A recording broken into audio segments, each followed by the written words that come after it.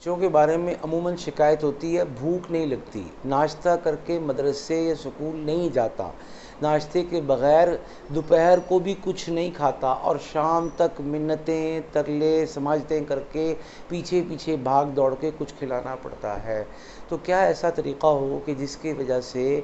भूख भी अच्छी लगे, सेहत भी अच्छी बने, सूखापन भी ख़त्म हो, ज़िद्दीपन और चिड़चिड़ापन का भी ख़ात्मा हो और बच्चा किसी खाते पीते घर का लगे।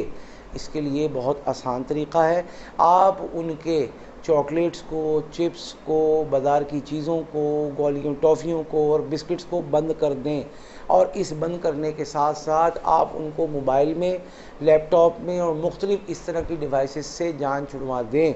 और इसके लिए एक मुतय्यन वक्त 15 से 20 मिनट आधा घंटा दें ताकि ये बच्चे आपके बच्चे रहें, डिवाइसेस के, मोबाइल्स के, लैपटॉप के बच्चे ना बन जाएं, आपके ताबे रहें, आपकी बात मानें, इनके ताबे होकर अपनी ख्वाहिशात की राह में बहते हुए ना चले जाएं। और अभी तो कुछ समझाना बताना आसान है, एक वक्त आता है कि आप जब भी इन चीज़ों को छीनने की या इनसे दूर करने की और फासले पे करके अपने से करीब करने की कोशिश करेंगे तो वक्त बहुत गुजर चुका होगा और पानी पुलों से पहुंच जा चुका होगा। अब इस रास्ते पर वापस आना न सिर्फ मुमकिन नहीं रहेगा बल्कि अजाब को, फिसाद को, दंगे को, गालम गलोच को दावत देने के मुतरादिफ होगा। आज माँ सोने के लिए, माँ ड्रामा देखने के लिए, माँ खाना पकाने के लिए, माँ उसको खुश करने के लिए और माँ उसको किसी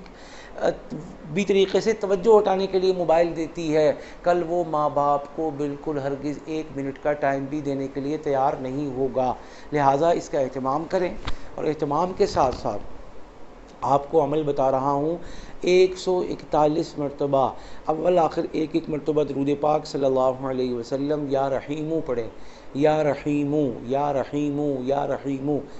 इस तरह 141 मरतबा पढ़ के किसी भी खाने पीने की चीज़ पर, मीठी चीज़ पर दम करके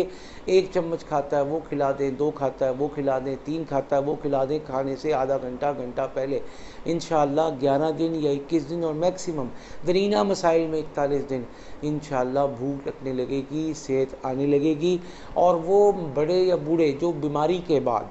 किसी मर्ज से शिफायाबी के बाद कमज़ोर हो गए हैं, भूख नहीं लगती है, मैदे ने काम करना छोड़ दिया है, बाज़ लोग कहते हैं मैदा बंद हो गया है, तो ऐसे लोगों को भी इंशाअल्लाह ये अल्लाह का इसमें पाक शिफा बख्शने में